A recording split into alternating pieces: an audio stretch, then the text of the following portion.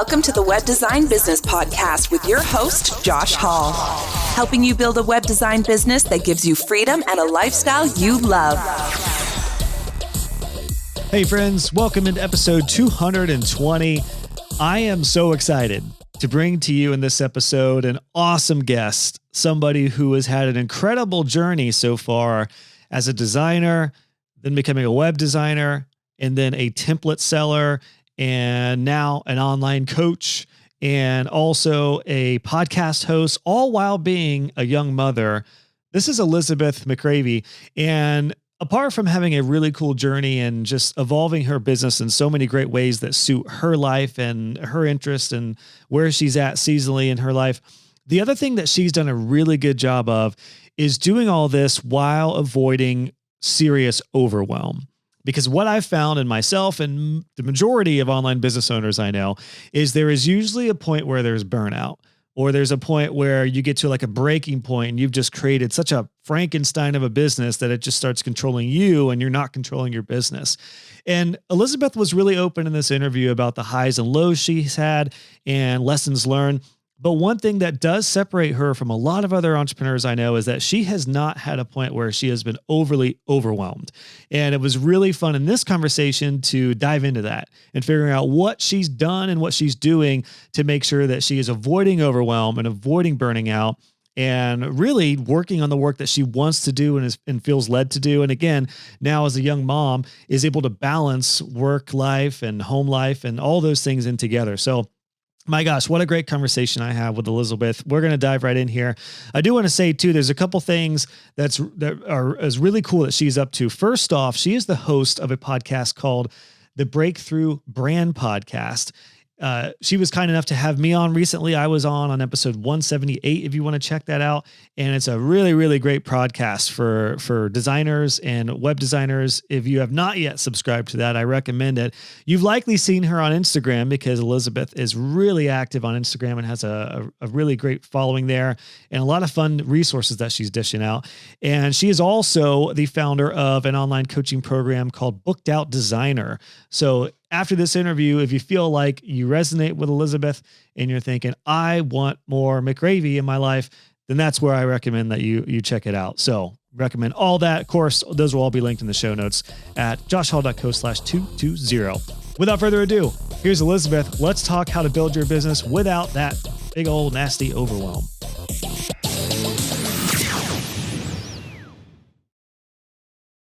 Elizabeth, welcome to the podcast. What a pleasure to have you on. Yes. Thank you, Josh. It's an honor. I've loved your show and your business and all the things. I'm excited to chat. Well, it's funny because, at the time of recording this, you just interviewed me for your podcast and I wanted to immediately have you on mine. So, you had me on your show to kind of talk about my journey and story and web design and course creation. And I'm really excited to chat with you to hear really, I have so many questions because I feel like you're in a bit of a different world than I am as a Showit web designer. I'm in the WordPress and Divi realm, although I teach folks all from all over.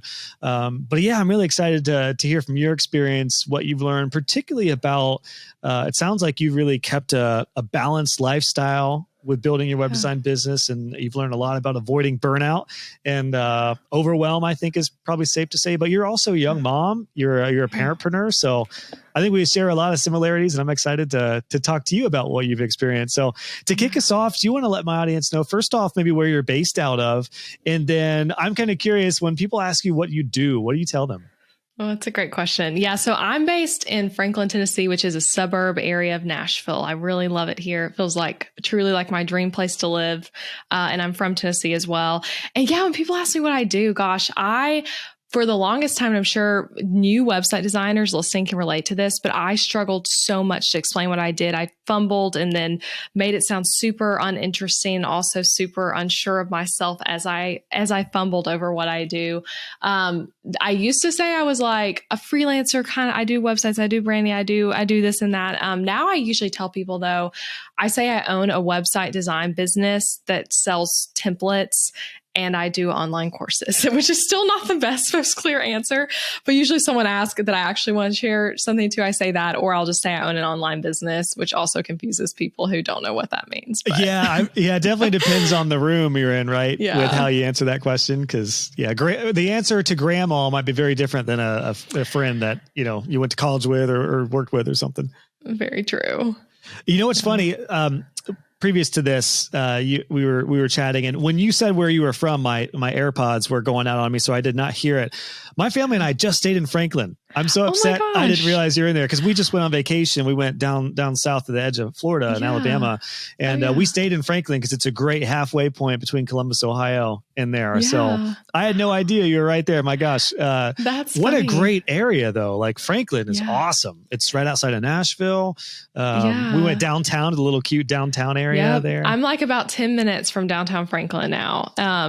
So that's so fun that you were there. It's interesting. It's such a Nashville in general, but even Franklin, some of the suburbs have become more common, like vacation spots, or even what you're saying of like you passed through and hung out here for a while. But yeah, it's so fun.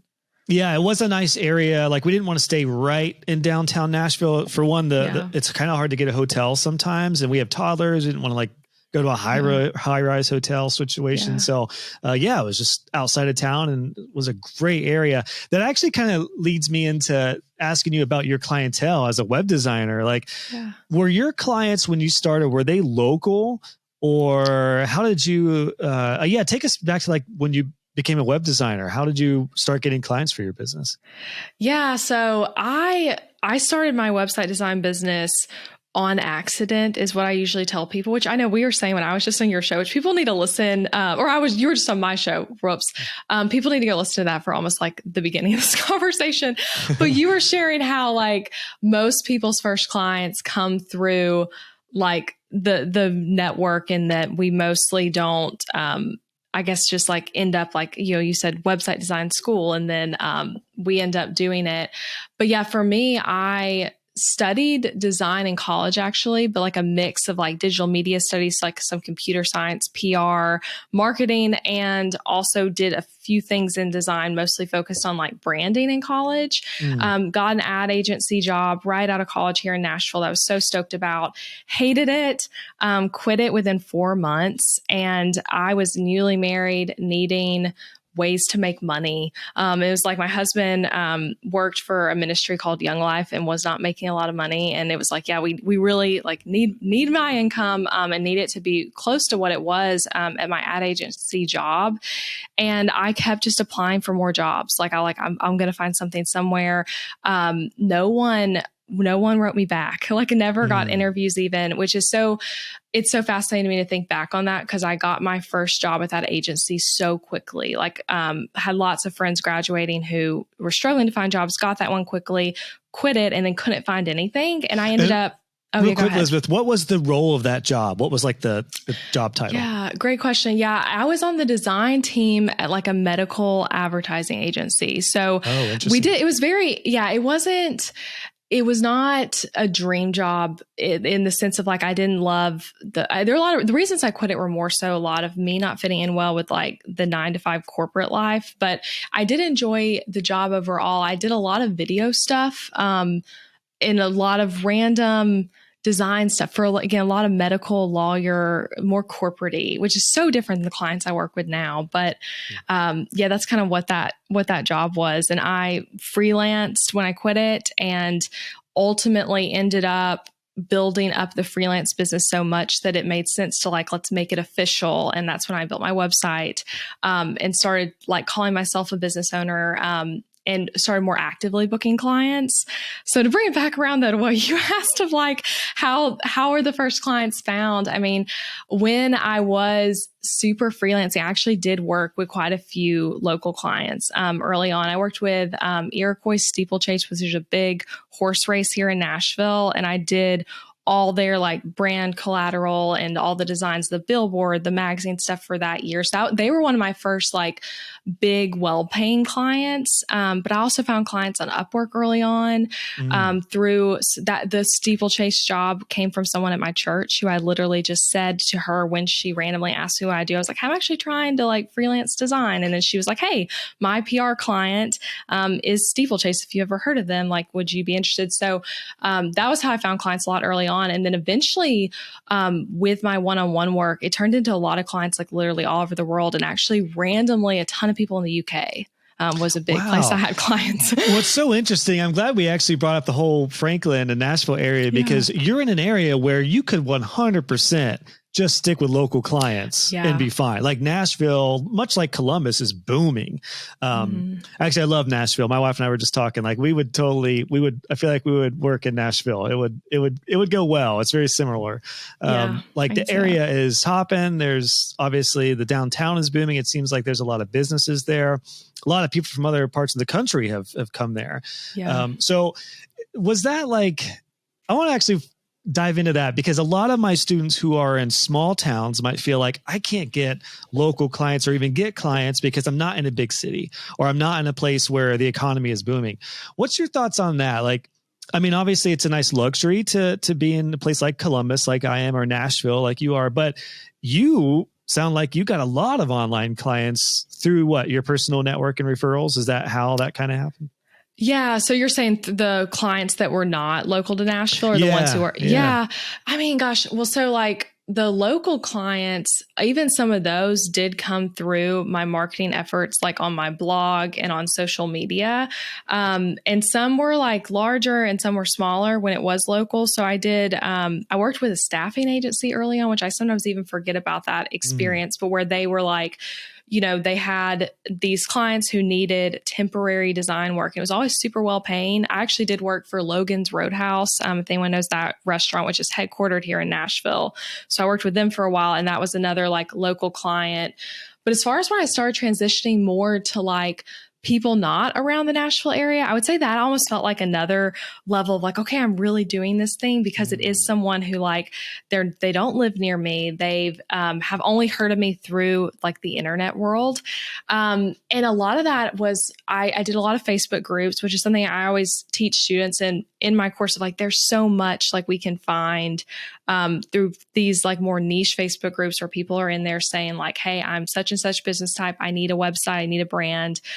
So I did a lot of that of like commenting on Facebook posts, writing a good pitch for myself, and people finding me that way. And then a lot of referrals. So like when I had my season of like a lot of life coaches is really who like when I had a lot of UK clients, they were all referring each other to me. So it's like a big kind of network there. And they're like, hey, this girl in Tennessee, we all like working with her. You should hire her. So I think that's like the power of a referral is so huge as designers to like try to get. Yeah, there's a lot of lessons in what you said right there with, I mean, the ability to go local if you want. Did you ever do any like business meetups, networking group or anything like that locally, or did you pretty much stick online?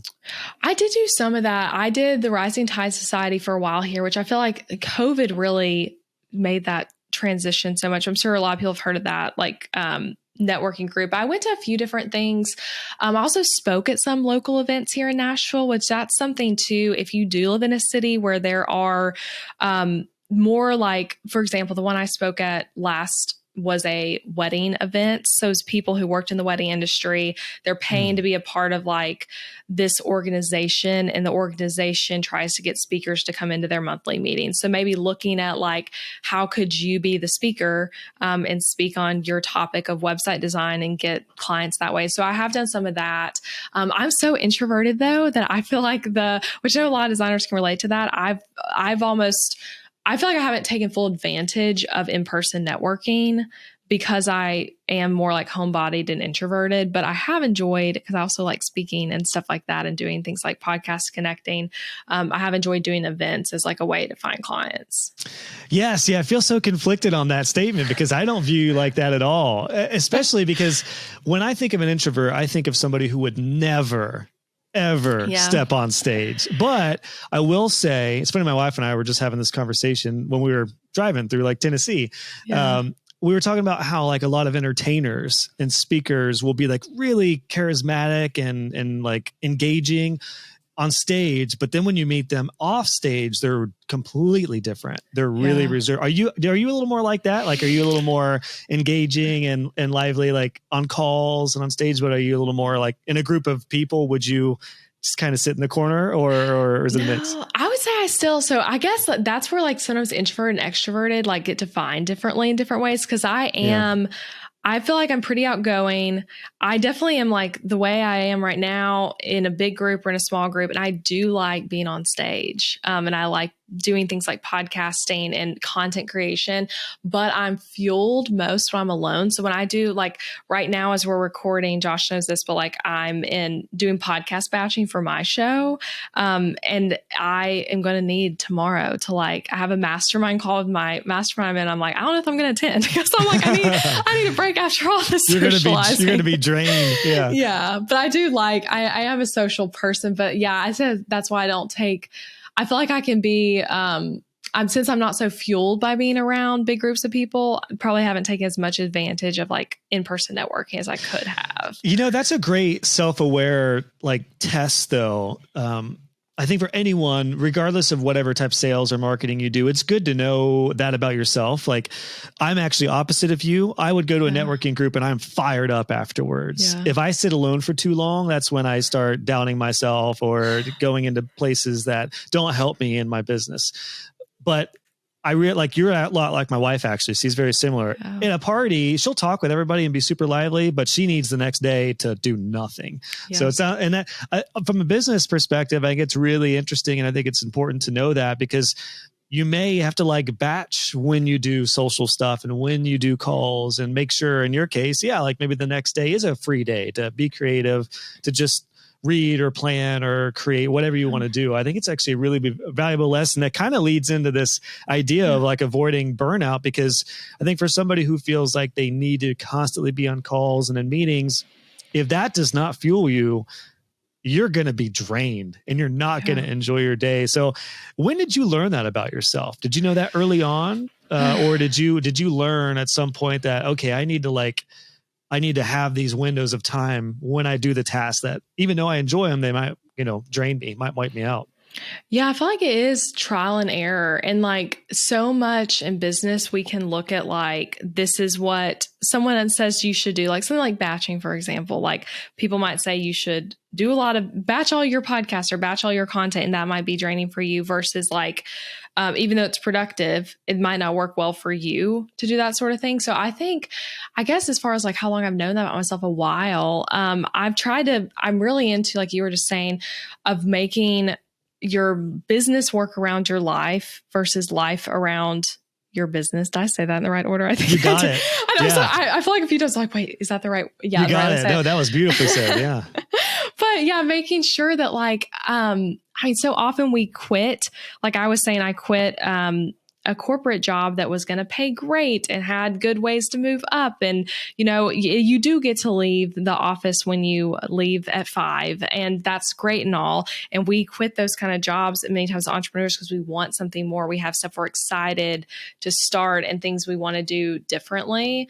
But so often we kind of put ourselves back into the 9-to-5 mentality, or ultimately end up burning ourselves out because you can do all the things, right? You're your own boss now. So work doesn't leave at 5. And I feel like I've had to learn the hard way at times, but also like I've done a good job in my business of knowing what my goals are and trying to like keep my eyes on that versus like chasing random versions of success. Yeah. Well, and I think it seems like from your background, from what I gather, it seems like you went right into freelancing and started killing it pretty early on. I mean, obviously you have some local connections that then spurred on to more niche kind of getting clients online and things like that. But it seemed like you were pretty self-aware about who you were and feeling confident about, how are you helping clients pretty early on. I'm kind of wondering, did you know your services well? in the beginning, or did you play around with a lot of different services and eventually reel in, what you were doing? Because you were doing branding and a lot of different things. I'm actually kind of curious. Did you always do branding and graphic design along with web design, or when did you feel like you found your ideal services? Yeah. So I started my business doing a lot of different things that related to digital marketing. When I was in college, I did an internship at a PR agency where I did social media management, and it was really fun. It was a lot of lifestyle brands and bloggers, and very, very cool field to have worked in. As I'm so grateful for that internship when I look back on it. So any college age person listening, get a great internship. It was a really good growing experience for me, but that job led me into both doing design work for them, and I was trained in design through school. To then when I was starting to freelance, I'm like, hey, I can do social media management. I did this at an agency level, very successful agency doing this. I learned their methods here. I can take on my own clients. So I actually had, at the high point of this, about 12 retainer social media management clients. And in addition to that, I was doing branding and some website design. Website design actually came a bit later for me as something consistent.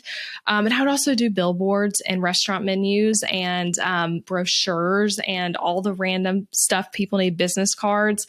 But the social media management was a really big thing. And that looked so different than it does now. I mean, I ran quote unquote Facebook ads for people, but it was really boosting posts back then. Cause that was when Facebook advertising first started to even be a thing they were trying to sell us. And, managing someone's Instagram account was only square posts to their feed. So yeah. And when was this? I meant to ask at the height of your digital social media strategy and stuff. When was that? That would have been 2015. Is when early, really all of 2015 actually would have been when I was doing that. And I kept doing it for a while and kind of slowly phased out the social media clients. I quit marketing that was a thing I'm offering, and went to kept a lot of them for a while, longer than maybe some people would say you should, when I decided hey, I want to niche down to branding and website design, but I really liked the clients and it was nice retainer work. I just was I'm not going to take on more. So actually some of those clients I kept for 3 years.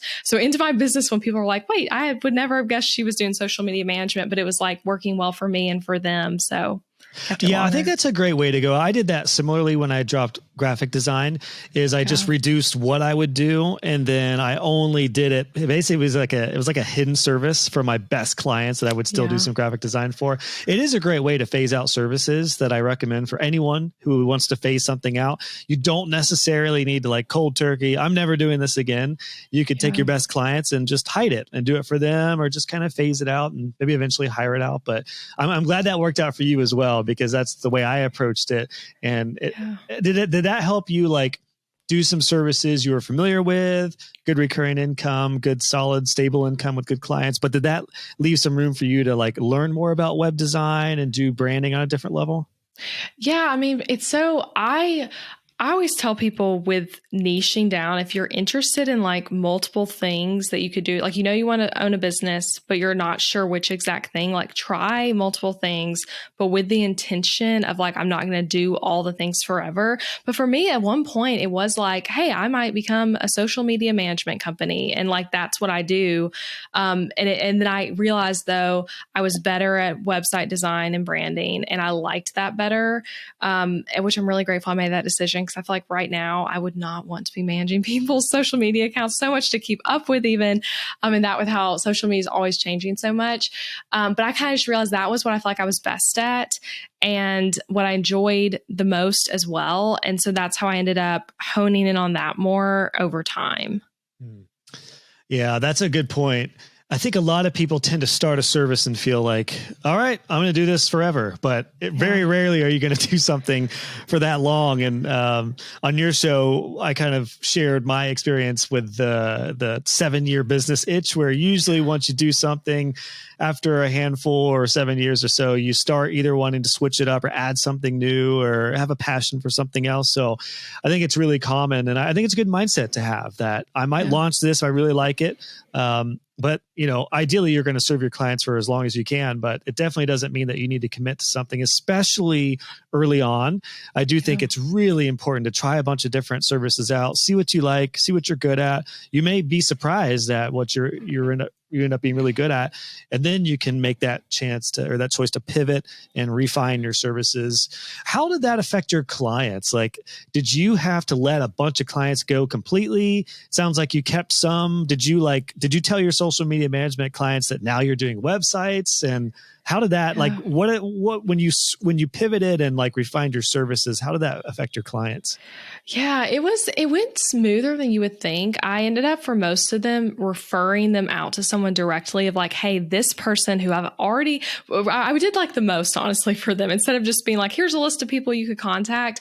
At least a few of them, I literally set them up with someone else who I'm going to tell this person what I've been doing. And then basically giving this person them as a client. A few of them, though, actually on their way out of working with me in social media, I did their branding. I can't remember if I did any of their websites. I'm thinking back on it, but I did have a few where it's it started overlapping into other services.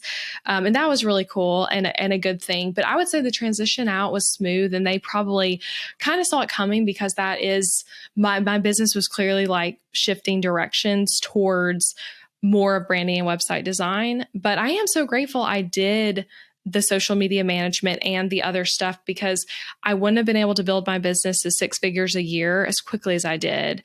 And I wouldn't have been able to match my income that I needed to from leaving my first job if I hadn't done that. And I think so often we hear the advice of just do the thing. Don't be the, jack of all trades, master of none, is often the thing we hear people say. And I do think there's tons of truth to that. But at the same time, you've got to figure out what you like, and you've got to find ways to make money in your business from the start, ideally. And that's a great way to do it, by trying out different things. Yeah, that's very well said. I mean, it sounds like you just were fairly confident with your offers and the results that you were getting for clients early on. Did you start out with a bad money mindset and low pricing? And did you change that pretty quickly? Or do you feel like you actually, just based off of your experience and everything you went through, do you feel like maybe you started at a different place on the, the freelancing ladder or whatever? When you started out, it seems like to me, I personally took a much longer road to get to where you potentially started at in freelance. Yeah, I think I did do my first few. I definitely did a project for free, maybe 2 even branding projects in particular, in exchange for portfolio work and a testimonial, and also me getting the experience and confidence of working with a client. So I did that, which is something, sometimes we say not to do, sometimes we say it's fine to do. Different opinions on that. But I did do some of that, but I raised my prices consistently with booking each project, basically. Okay. So I think sometimes as designers, and I know everyone does client calendars and booking out differently, but for me, I often was booking clients out months in advance, where it's hey, you've booked me, you've paid your deposit, and now 3 months from now is when you between now and then you're doing your client homework, you're getting your images to me, your copy, and we might kind of talk a little over email, but we're kicking this project off in 3 months. Well, when I'm booking that project, I have other projects I'm doing between now and when that project starts in 3 months. I'm going to get better as a designer. So I was often raising my prices based on what's about to happen. And a mistake I see a lot of designers make is you wait until you're at this project and you're wait, I've gotten so much better since then. And you're feeling resentful that this client's paying lower, and now you've raised your prices, but the next 3 months, all these clients are at your old pricing. So I think it's important to raise prices consistently and constantly reevaluate what we're priced at. Yeah, such a good point. Did that help you from being overwhelmed with the amount of clients you were working with? Just raising your rates, did that help you kind of have a sustainable amount of clients? Yeah, definitely. I've never really been one to work with tons and tons of clients at once. So I think having higher rates can help you work with less clients at a time and space them out more and give yourself white space in your business to focus on growing the business, creating content, and all of that sort of good stuff. But yeah, I think it helped me too in the not I really do think it can be common for designers to end up resenting our clients, which I mean, that happens. And like, it stinks when that happens. But like, I think when you are raising your prices consistently, it helps you not do that. And one thing I run into with students is people being afraid that once you raise it, no one's going to book. And what I always say is just, if you do have, whether it's a range on your website of like this package, it starts here, this low still cost, this is the highest, just bump those up like $100, $200 on each end. Doesn't have to be anything dramatic. And if you feel like your inquiries have slowed down insanely and no one's booking, you can bump it back down. But there's nothing wrong with like trying that out for a few weeks, and just seeing if that helps you. And it might even help positioning wise, of like positioning yourself as a higher end designer might lead you to even booking more clients than being at a lower price. Yeah, definitely will, for sure. I know when I started raising my rates, I always like to frame it in the same price bucket. So I was like $1,000 and I would go like 1,500. Like, it's not terribly different still. If I had went to like 3,000 or 4,000 from 1,000, that's a pretty big difference. But those little increases can make a big difference on every project. And I've found it gives you some confidence when you raise rates and you need to get a client at the higher level. I don't know too many people who are going to go back after that, because it's like, now I got clients paying me this amount. So it sounds like that's probably what you experienced with, raising your rates. That was really interesting, raising your rates as you're booking new clients. I'm curious, did you have an approach where you were booked out and you would not take new clients and you would be open for clients? This is something I see a lot of web designers doing. I have a lot of mixed feelings about that because it's not what I did, but how did you approach that? Yeah. And I know there's so many, and we might have done this completely differently because I don't know exactly how you did it either. And the truth is, and it's a good thing, right? In business, there's so many different ways to do things, and you have to figure out what works for you or works for the season of business you're in.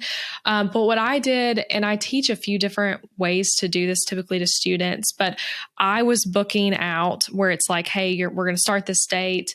You have this timeline to get stuff to me. And then I'm booking another client for the start date, another client for the start date.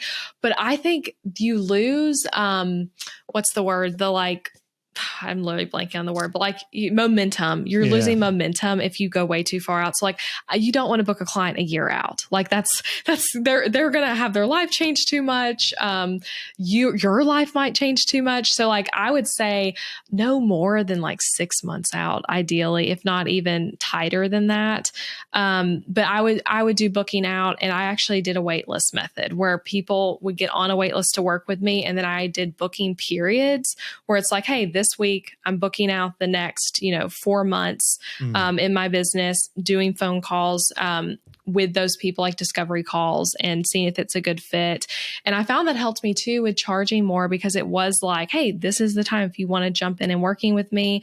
I'm booking right now. And then I wasn't having to constantly be on discovery calls with clients. It was like, hey, I'm doing this booking period, booking out, getting all these deposits in on the projects, and then I'm able to focus on client work more in between. And that worked well for me until I got to a point where it was like, there's too much demand. You have to decide, like, do I want to hire on more designers to like take on all these clients, or do I want to pivot to other ways to like serve these people who are interested in working with me? And in my case, I ended up moving to selling website templates in addition to one-on-one work at that time, when I kind of hit that point where it was like, hey, I'm booked out really far in advance.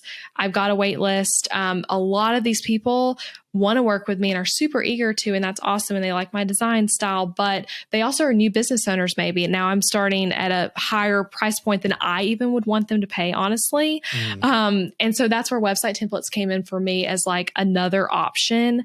And even as like a price anchor to one-on-one work, to kind of be like, okay, here's what a one-on-one website costs, but then here's website templates is like your alternative. So 2 ways to serve people. That's perfect. I wanted to segue into the next evolution of your business with templates and then eventually coaching. But real quick, the booking method, I think, is really, really worthwhile reiterating again, because I see a lot of people booking themselves out. And I have some students who may be potentially booked out for a few months. And then my hesitancy with that, and I've seen some of my students go through this to where they're booked out, but then they don't do any selling or marketing in that 3-month period. And then after 3 months, they're like starting fresh again and they have no one in the pipeline. That's happened to a couple of folks who I've overseen recently. And I'm like, this is the problem with that. But I think it sounds like the counter to that, the fix to that would be to have those booking periods. So yeah, you might still be booked out on projects, but you could still open up the next, like the month after that. And you could still almost keep your sales hat on and marketing, periodically. I love that idea because it seems like it would, again, alleviate the problem of being booked out for 2 or 3 months. And then you're kind of, you're starting again from complete scratch to get new clients. Yeah. And I would think too, it's actually funny. It seems like that method has transferred to the way you do your podcast stuff too, because you said when we got connected, you were getting ready to book out, August and September. Yeah. And then I don't know, maybe you don't do booking for a few weeks after that. For me, it's a little bit ad hoc right now. I'll book, all throughout the week. So that's kind of interesting to see that worked for you. It kind of inspires me to even put some of these like booking scheduling times in advance for what I have doing, but it could be applied with web design too, no matter how you run your business. Yeah. I mean, doing work in focused time, I think has been huge for me, especially like we were saying earlier, my son's about to turn 1 year old and this year has been crazy I took a 5-month maternity leave. And so I really haven't even been back like working as that much, since he's been born, but it's been helpful to me to like, even within things like, yes, podcasting, I've been trying to do whether it's interviews or, solo shows like a week where it's like, hey, I'm focusing on podcasting, getting a bunch of episodes ready to go for the next few months. And then I have team members who are like ready to like take over on, taking the stuff to completion after that. Even for my membership, I've been trying to do like batching the creation of it. And then of course in the membership, like continuously, but some of that I found batching to be really helpful. To not, especially if you have so many different things you're doing, right? To like have, be able to focus on like just this one part of your business and then switch to other things after that. Well, and speaking of the idea of avoiding burnout and overwhelm, like what I have found is that if you are constantly if you're like every day going back and forth between sales and deliverables and sales and client communication, it can be extremely overwhelming. And I did have my seasons. I was able to manage that pretty well. I think potentially because working with people tends to fuel me. Whereas some people, like maybe if they did a sales call, they can't even create because they're just wiped out afterwards. For me, a sales call would generally fire me up to get going on a project. So that might be a personal thing for people, but you can still, I learned like to do sales maybe like once a week and then have the other days to do the rest of the business. There's all these different tips and tools that I think will help people to avoid that burnout and overwhelm that can happen, because the reality is, if you're a freelancer, even with a small team, you're going to be doing a lot of the different roles. Like, how did you manage that? How did you manage doing sale? Maybe you already answered it with how you book people out, but how did you manage wearing the sales hat and creativity and deliverables? I mean, did that kind of get you into the mode of scaling and hiring, or how did that work for you? Yeah, I mean, that is hard. It is like, especially as designers, it can be, one thing I see a lot with designers is they don't like marketing. And by they, I mean but I like marketing. So I feel like I almost am unique sometimes in that with some designers. Like we love creating, we love working with the client, doing the project, but then the idea of going out there and like promoting yourself is really hard. So I think that's something that's so important to like pull in. And for me, wearing the marketing hat has always come like easier because I do like marketing a lot.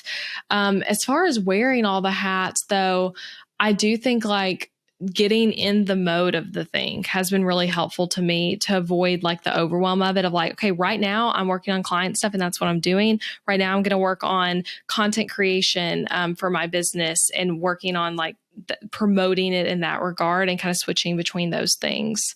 Which one thing I would say too that is helpful both for building a business as a designer that gets booked out, but also making the marketing side less overwhelming, is to have a content marketing strategy that fits with your goals and your interests as a designer and that's like sustainable for you. Which I know you also are very into content marketing, because that's like how you've built this side of your business. And I'm so into that. It's like, when it comes to things like alternatively paid ads. Like when we're talking about service work as designers, like focusing on providing valuable content that our potential clients are going to learn from and enjoy, and that shows elements of who we are and what we do, is so huge. And so one thing I always like to tell designers is to pick a content method. So it could be something like podcasting, YouTube, or just blogging. And if it is podcast or YouTube or something like that, then blogging should go in addition to it. So always blog, because you need it to be on your website for SEO. And as the point of like, if the clients found you, let's say on Instagram, and they're considering working with you, they're going to click over to your blog and see what's going on there. So like picking the content place you're going to deliver it. And it's good to pick it based on like what you like and what you enjoy. Like for me, podcasting came like natural to me as like a way to create content because I love it. So having that place, and then one place that you're going to primarily market it, like on social media, ideally. So like maybe it's Instagram, but could be like TikTok, Facebook, or somewhere else. And then I always say, and Josh, you might not do this way, but Pinterest being like the other one that's just like a must for the content. And as designers, it's such a good and sometimes untapped like place to put things, because Pinterest is so visual. You can pin the websites you're designing. Someone clicks over and they're like, oh my gosh, this website looks exactly what I would love. Or it's like, let's say a content piece where it's educating. So that's usually like the kind of content strategy I like to teach. I love that. Every content creator I've talked to, when I ask them about their tips on starting, they all say, just start with one platform. But you've kind of hit an interesting next level to that, which is like pick your source, your medium, but then then distribution. It's like, where does that go? Because that's where people can get into trouble. It's like, well, I just want to do a podcast. Or for me, I just started on YouTube doing tutorials, but other than the YouTube algorithm, I still needed to like let people know. So I chose Facebook because I was so into Divi Facebook groups and web design groups.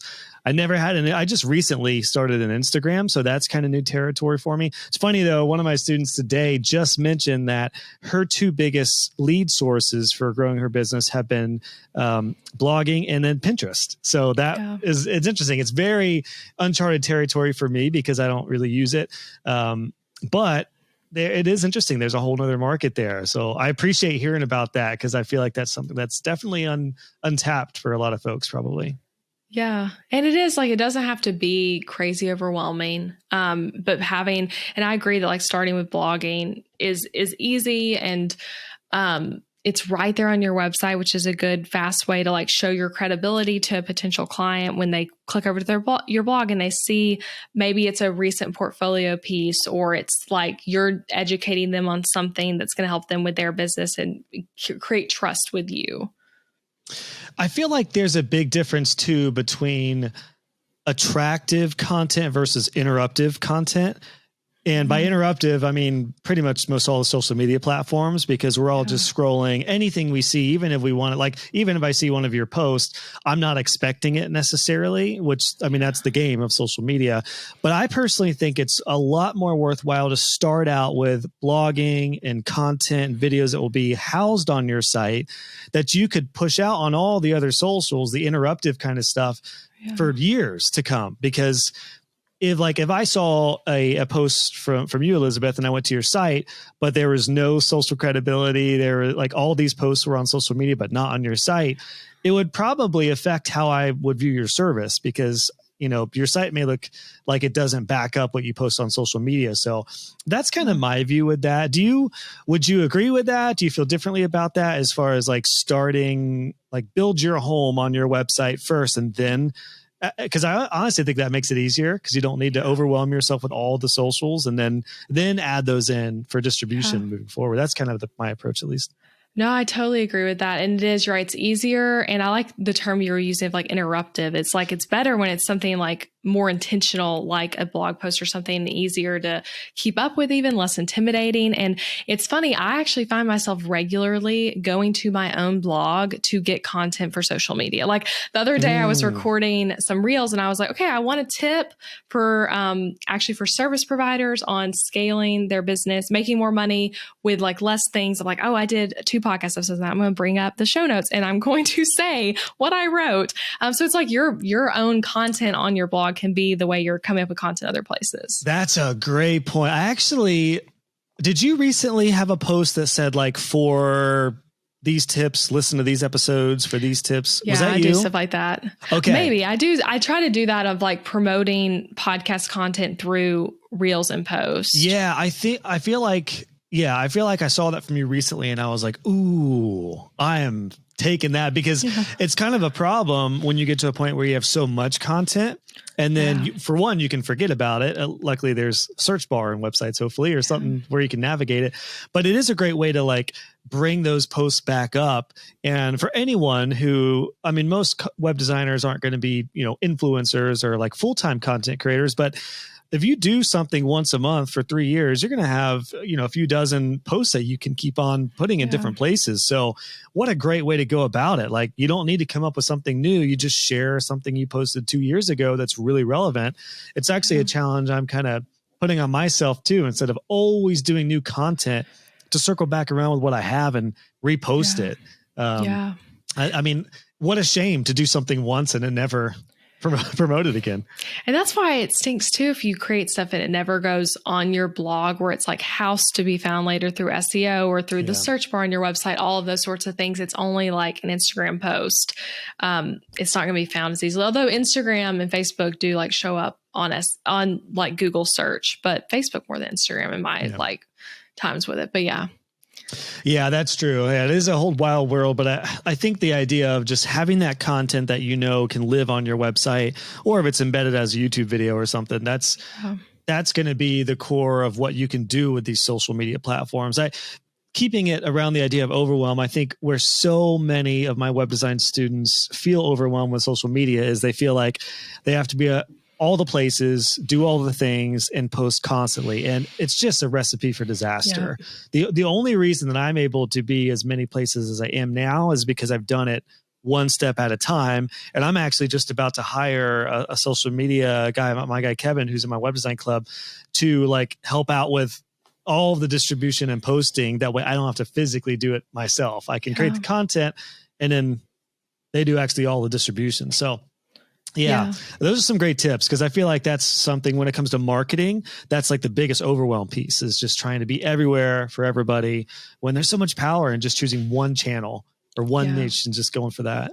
Yeah, I agree. And being everywhere is, like you said, a recipe for disaster, and just so much shiny object syndrome. Like we see it all the time. Like Clubhouse was a thing for a second. Like if you were like, I'm going to throw out my entire strategy and I'm going to go to Clubhouse, it's like you don't have to hop over to every new thing happening. And sometimes it ends up being a good thing, right? Like TikTok. I'm not on TikTok. I don't think you are either. But like there are plenty of people finding success on there. But like if we always are just jumping around from thing to thing, we're going to create a lot of stress for ourselves.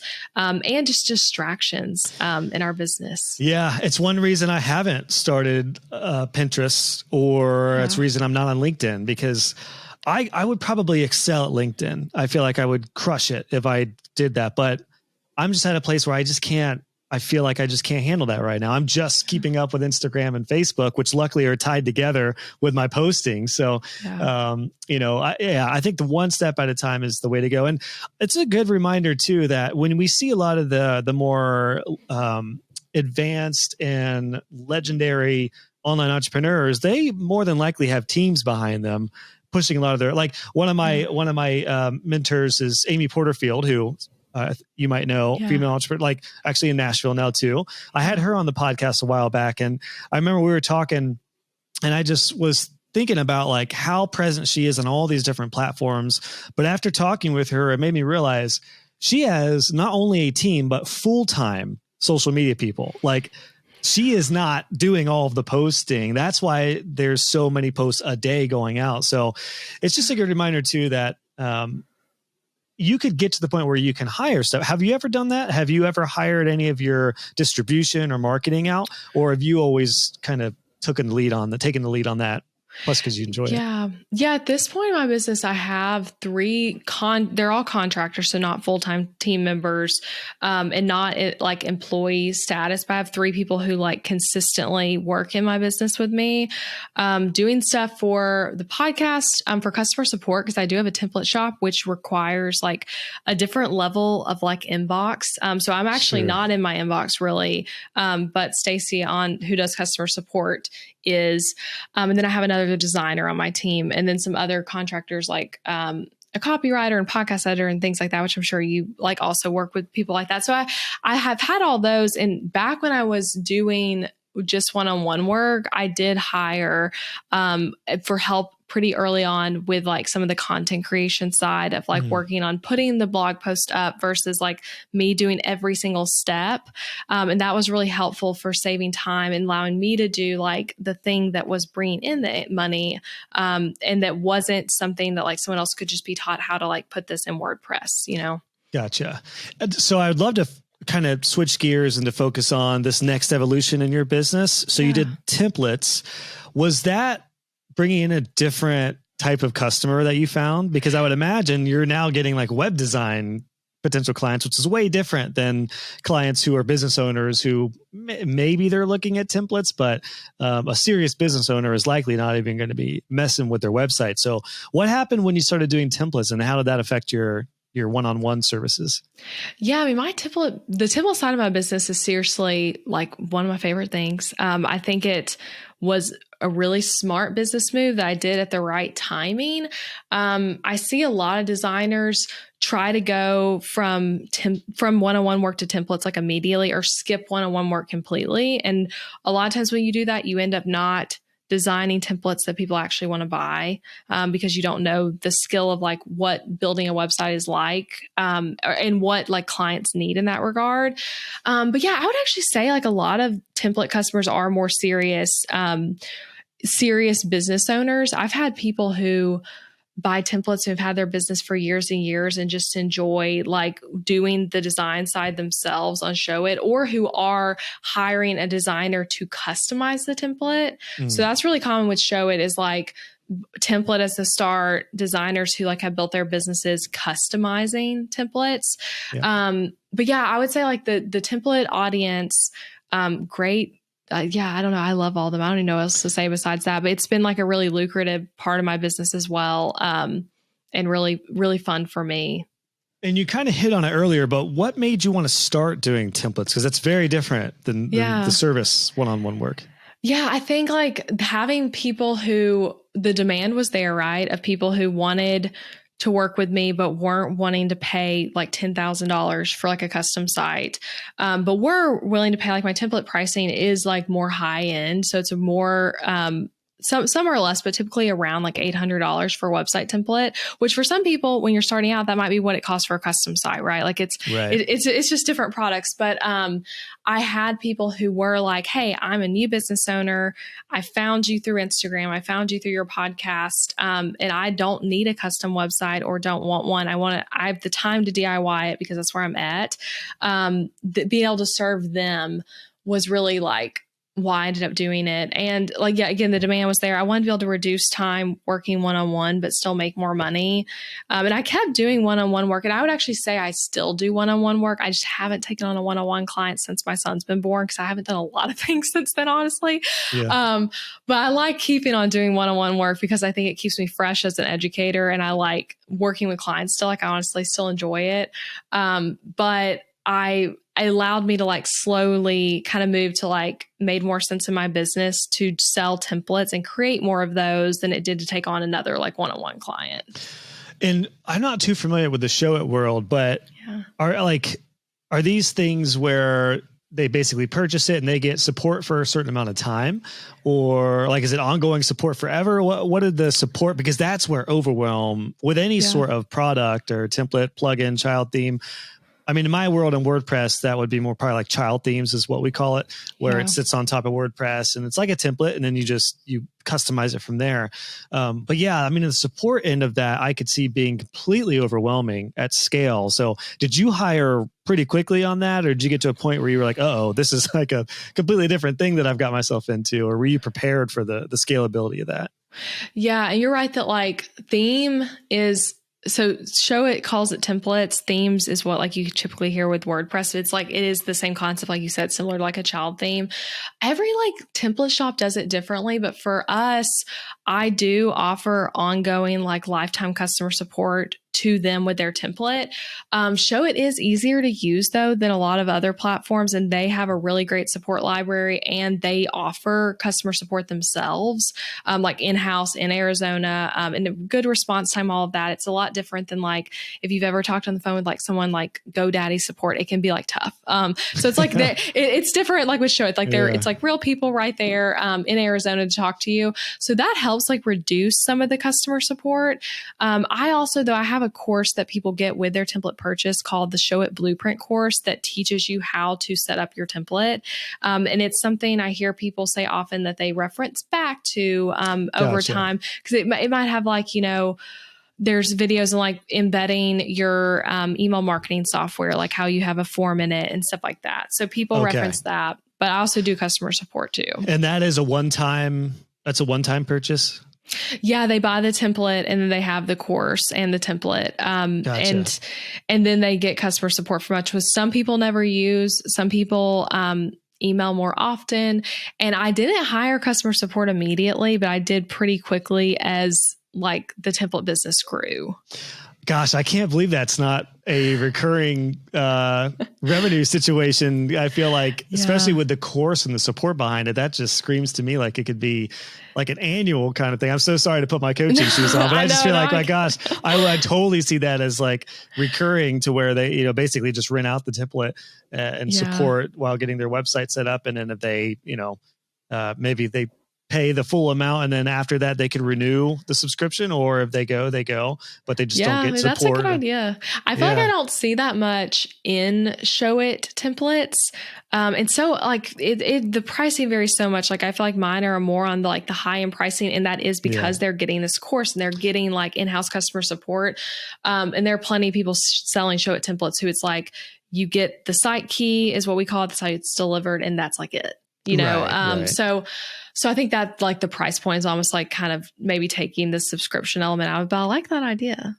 It's just, I think especially now there's just so much emphasis on subscriptions, and clients are luckily used to those. And it helps with business when there's something, you know, recurring and stable and I guess expected in some ways, because with any sort of business, if it's just one time, you're going to have those ebbs and flows and feast and famine type of months. So, but it's great to hear that's worked out for you, because I think that it looks like that kind of brought you into a new world. When did the coaching element and when did your course creation stuff kind of, because you built your business under your personal brand, right? Or is ElizabethMcCravy.com, is that just like a different, is that different?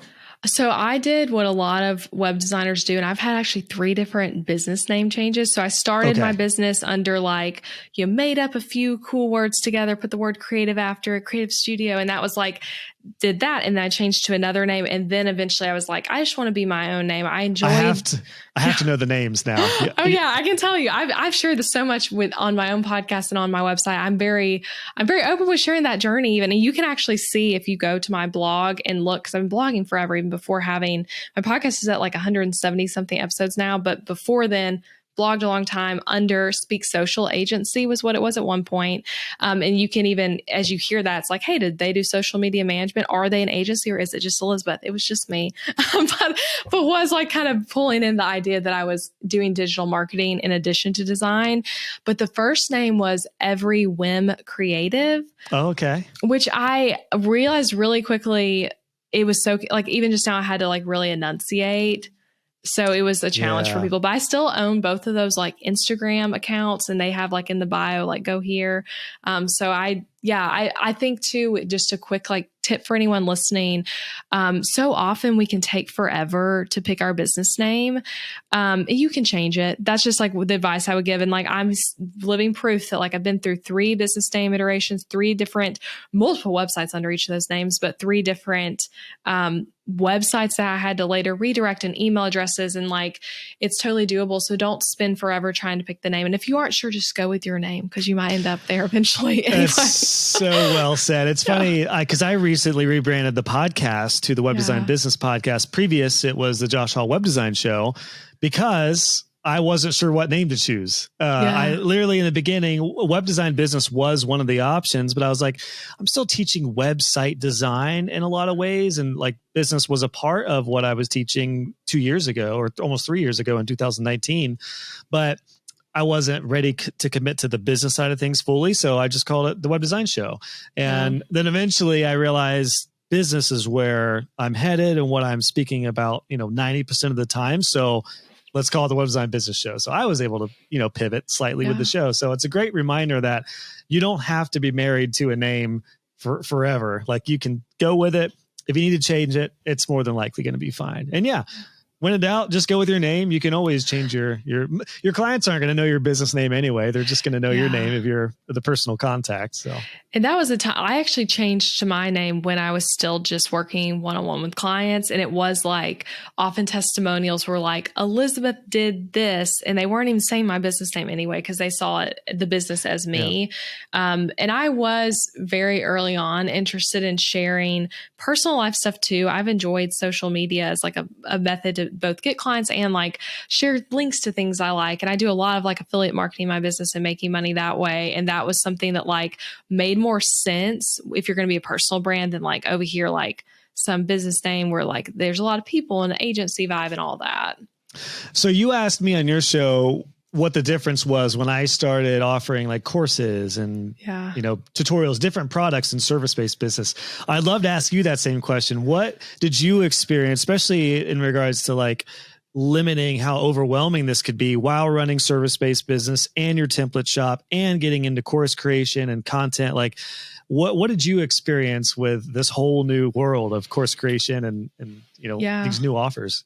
Yeah, when I did, so transitioning from one-on-one work solely to templates, I did some scaling back of one-on-one clients a bit to make time to make the templates. I also had a few clients ask me to delay their projects, which we all hate when that happens. But I said, yeah, okay, because I'm actually trying to work on this other thing right now. So I'll consider this a blessing that I'm having this opportunity. So that was what that looked like from like a timeline perspective.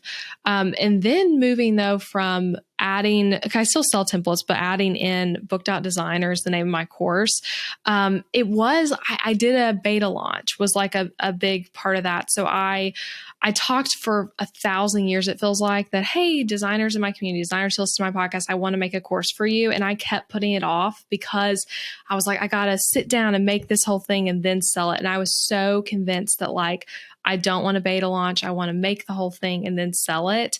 And basically ended up having like a mindset shift after talking to a mentor of mine where he was like, you just need to do it this way and try it. And so I actually had the concept of like, here's what all it's going to look like. I did a beta round where they were buying that's going to be done by like this date, but you're going to get coaching with me in the meantime and a lower price on what it'll be later. And I had 40 people join that way. It actually sold out within 30 minutes, like an hour. I was like, I was limiting it to 30 spots and then had too many people join at once. So a lot of demand, which was really like, what a cool moment as a business owner to like have built up that kind of demand for something you haven't even made yet. And so I was so hyped at that point to make it. And I made the course slowly listening to their feedback. So I'd be like, hey, I'm about to make a module on discovery calls. Like, what are your questions about? Like, what are awkward moments? What are hard things you've had happen? And then I was able to like create content around that.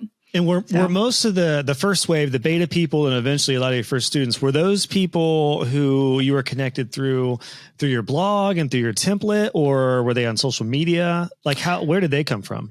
A lot of my podcast listeners. Okay. So you had started your podcast before you did a course. Yeah, my course is actually, I launched it in 2020. So it hasn't been that long. So I started my template shop in 2018 and then added in Booked Out Designer in 2020, like early 2020. So, and I'd had my podcast for like a few years. I think I started my podcast in 2018. Oh, you picked a good time to launch your first course.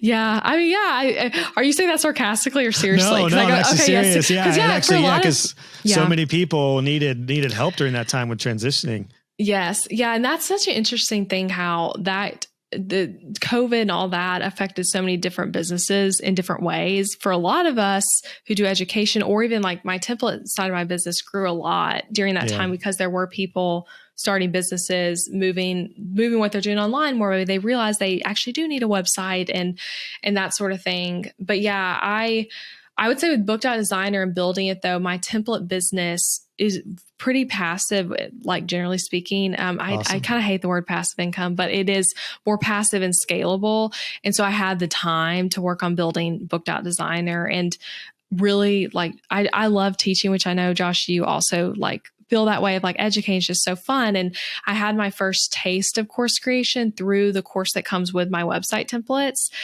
which that's different. That was teaching more technical stuff, like how do you show it. So when I got the chance to teach like, hey, we're going to leave the technical stuff aside and talk business, it was like, this is so fun for me, and felt like, yeah, I think felt like I was good at it as well. And then when you started to really build that program and get more students, is that when you kind of really limited the amount of one-on-one work you were doing just to make room for, the template side of things to scale and your courses? Yeah. I would say with, around when I started creating Booked Out Designer, I was taking on less client work. I did though, which I thought was really helped me get in the zone on that course. I had a client project the entire time I was making the course. So I was like, I was working with the client and then working on a course about working with clients. So I felt like that helped me even of like being in the right mindset of like what's helpful in this regard, that I was literally working with a client then. Yeah. You just take your experience and just put it right on a module. Yeah. And my course includes videos actually where you can see me do real calls with clients where it's like, this is the website walkthrough call. This is the discovery call. So I was able to ask those clients like, hey, can I put this in my course? And they said yes. And awesome. But it is nice though to now, for me working with clients, it's because I want to, and also to keep me fresh as an educator and come back with like you were saying when you were on my show, of like what you're learning through those experiences, like being able to like teach from it. Yeah. Yeah. That's super valuable, especially when because it's hard to be a service provider and teach because you're just not going to have that much time. But if you can do it on a very small scalable level or like a limited level and still work with one client or occasional clients, that'll give you plenty of real world experience, also based off of years of doing it, which are going to last for years after doing it. So yeah, that's really cool. I'd love to wrap up real quick with becoming a parent, with becoming a mom for the first time. Did you it sounds like you've really had a different year with, having a newborn and taking the gas pedal or taking the gas off your business. Like, do you feel fortunate, and did you intentionally get your business to a point to where you could do that? Or I'm just kind of curious, like, what's the experience been like where it looks like you have kind of reeled back a little bit the past year or so? Yeah. And it's hard because it can be so emotional doing that, because you can feel like you get behind, which is a sucky feeling, but also like I was able to like speak truth into what was really happening every time I felt that. But yes, whenever I found out I was expecting a baby, I was like, cool, I've like worked my business in such a way where I can take a long maternity leave. And I know a lot of business owners don't want a long maternity leave, because you're like, I love my business so much, I just want to like jump back in. I've had friends who like, 2 weeks into having a baby are like, I want to do a coaching call with someone. And like, you never really know how you're going to feel until you're in it. So I'm like, I'm going to assume that I might want more time. And if I don't, that's great. But I'm going to set things up so that if I do feel like I need a big break, or I know, Josh, you were saying like your baby was in the NICU a long time. Like you don't know like what your situation is going to be. So like I spent a lot of my pregnancy. I actually created Booked Out Designer when I was pregnant. That was like my first trimester project, which is so crazy to think about. I think very fondly of like creating that course and like being so excited about I like growing a baby. I feel like that was like my superpower in creating. You were creating two amazing things at once, a course and a baby. Yeah, I was really blessed that my pregnancy, I had a really difficult birth experience, but I felt really good like my whole pregnancy, which I know, again, not everyone experiences that, but I felt good enough to like work consistently. And I felt a lot of creative energy, which I think helped with like diving into some projects I wanted to do before going on maternity leave. But yeah, I did a lot of time spent getting my team ready for me to be out, prepping podcast interviews and episodes in advance and blog content, and just tried stepping away. And really the only areas I didn't step away from was like communicating with my team frequently, semi-frequently. It was like I was going to check in with them, but like only really reach out to me about something that's like something you can't figure out, which helped with creating autonomy for them and like kind of removed me as the bottleneck in some areas I probably was still holding on to. And then I showed up on Instagram still because I wanted to enjoyed sharing about when new podcast episode aired. And like, when you just had a baby, you might be like, oh my gosh, I want to share. So like, yeah, sure. I did some of that. But it was emotional at times. I did sometimes feel like, oh my gosh, I'm getting too behind. Even down to like, gosh, like I used ConvertKit for email marketing. When I came back from maternity leave, they had changed the entire interface. So it's like, you have stuff like that happen when you're like, what the heck? Like things are changing when you're like sitting still. That's a good point. Yeah. Yeah. But it was a really huge blessing to me to have been able to step away. And my business actually did really well, like because I started back really from maternity leave in like January-ish. So that was a big amount of like 2021's year of business. And it still was like a great year in business. So is it fair to say that you just did the things that you pretty much wanted to do for the most part? It felt like you really had a drive to do, but it sounded like you weren't working 40-hour weeks. No. During that time by any means. Yeah. And I've never really worked 40 hours a week in my business consistently. It's been more normal for me to work like before I was a mom, maybe like 30 to 35. And now back from maternity leave, more like 20 to 25 hours has been normal. And it really is like how much time you have is what things take. And like I've become really deliberate and good at delegating. And that's worked really great for me. And again, we were saying this earlier in the episode, but like you want to build your business around your life, not your life around your business. And it is like, that's so important from like early on in your business to plan that way, even though like there's lots of hustling that might happen early on. That's fine. But like have the goal in mind that like, this isn't the forever way you want things to be. And you can plan a maternity leave, whether it's that you have something like templates and courses, or if you are working one-on-one with clients. I've had plenty of my students do maternity and paternity leaves with client work being like their main focus too, just with some planning. It's so well said. It's kind of a great cap on this discussion and kind of a good closing point. I know I experienced that this summer as well here in 2022. My family and I sold our old house, moved into our new build, and we're expecting number 3 here in the next month or so. So it's a very different season. I had to give myself grace that I'm going to, the numbers are going to be down a little bit. I'm not doing any launches or any new things. I feel the same way. It's like you could take a week or 2 off and you feel so behind on what's going on in the world, but it just is what it is. And I think that leads to a lot of overwhelm for people. Sometimes people can go on vacation and feel completely overwhelmed after a week or 2. And that's no way to live as an online entrepreneur. I have to keep on telling that myself that as well, that it is okay to step back and turn things off. The world's not going to, the online entrepreneurial world is not going to blow up without you. People aren't going to miss you if you don't post on Instagram for a week. It's fine. So yeah, I think it's a great message to help with that idea of avoiding overwhelm and burnout, especially if you feel like you need to constantly be present and go. So I love that. Elizabeth, this has been a great conversation. I've really enjoyed hearing some of your story and hearing some of your tips on what you've done to stay balanced and sane during a pretty awesome journey, it looks like, especially through different types of services and products. So it looks like you're at the foundation of a really exciting kind of next chapter with whatever you decide to do with your offerings and what you do. So I'm super excited for you. For my audience who is interested in getting to know you better, where would you like them to go after this? Is there, you have your podcast, which is the the Breakthrough Brand. Is that right? The Breakthrough Brand podcast? Yeah. Yeah. I mean, yeah. Well, Josh, thank you for having me. And I enjoyed, we've been talking so long. Like, this has been really fun. We've got a whole afternoon together here between me on your show and you're on my show. Yeah. So, but yes, places people can find me. Yeah. If you like podcasting, listening to podcasts, Breakthrough Brand podcast, you'll find a lot of tips for both website designers and people who are not web designers, but a lot of tips on marketing, running your business, booking clients, things of that nature. I do a lot of solo episodes, and then Josh will be on there as well. So you guys can listen to that. My website is another place. That's just elizabethmccravy.com.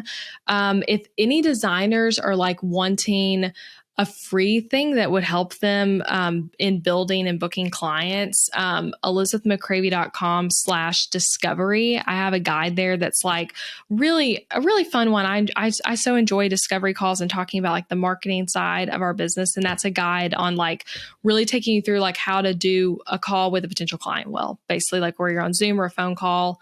So that's something to check out. And I'm on Instagram. I like that as my like social media place. So if you want to send a message, I'm at Elizabeth McCravy.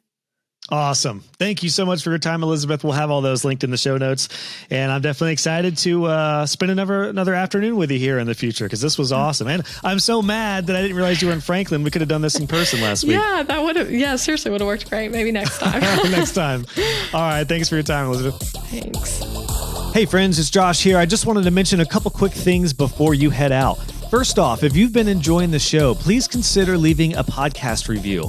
I personally read all the podcast reviews. I love hearing your thoughts and feedback on the show, and it also really helps grow this podcast. You can do that easily if you go to joshhall.co/podcast review, and you can leave a review wherever you listen to the show.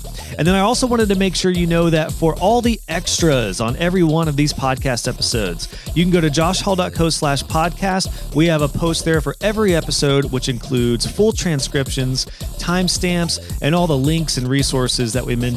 So just go to joshhall.co/podcast for all the extra goodies. Thanks so much for tuning in, and I'll catch you on the next episode.